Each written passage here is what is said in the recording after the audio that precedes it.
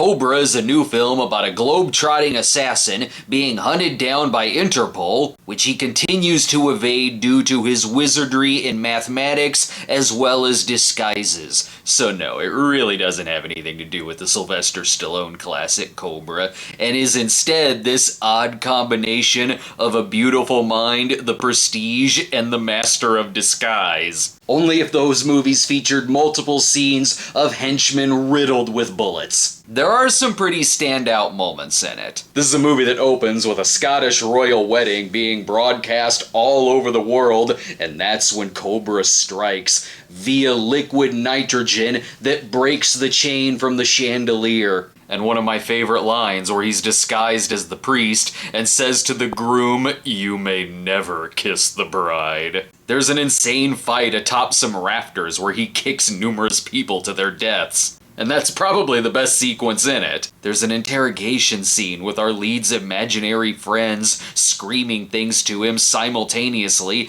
and it's shot like it becomes a demon possession film for 5 minutes. Oh yeah, because when I say some of it is like A Beautiful Mind, I mean there are parts where it lifts whole scenes and plot details from it. Right down to the movie having its own version of the Ed Harris and little girl characters. Only if halfway through A Beautiful Mind, they were like, screw it, let's turn him into the Jackal. I particularly like one shot where the hero gets to kiss the girl, and his imaginary friend gives him a smile and a thumbs up.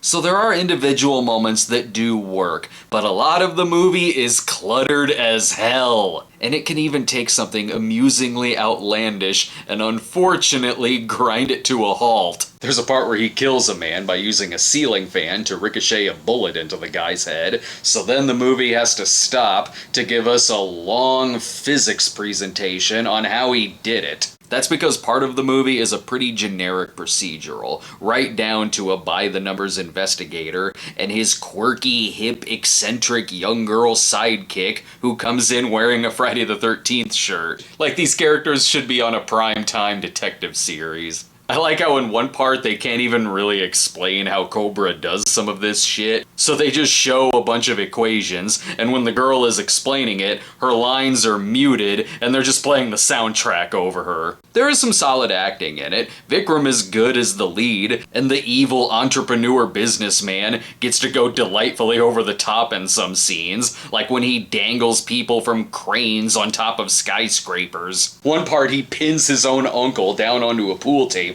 shoots him several times with a shotgun, and says, "You old prick." But then there's some side characters that aren't very good, with some bad line readings and bad dubbing. It shows a teenager who looks like he's from an early 2000s boy band, but his dubbed voice sounds like a 50-year-old man. Also, some of Cobra's disguises are hilarious because they are obviously disguises. Even if you don't know he's an assassin, at the least he looks like he's gonna rob a bank. There's parts where the agents are like, which one is he? And it's like, gee, I wonder if he's the guy who looks like a Pixar character turned live action.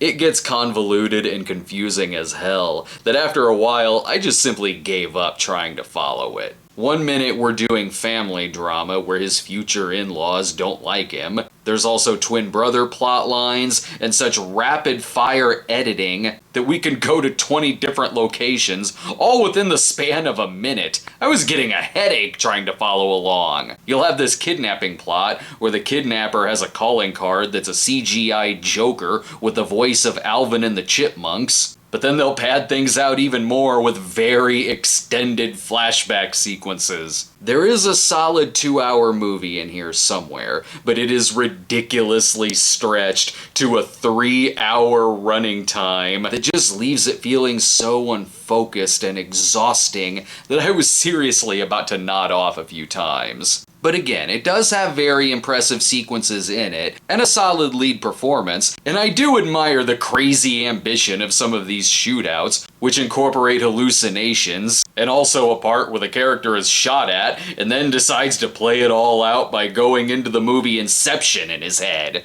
I'll give it a C. If you're curious to check it out, you're better off waiting to watch it at home. That way you could at least take some breaks. Thanks for watching, everyone. Be sure to subscribe to our channel today and check out the latest Cinema Snob episode on the next 365 days, and we'll see you next time.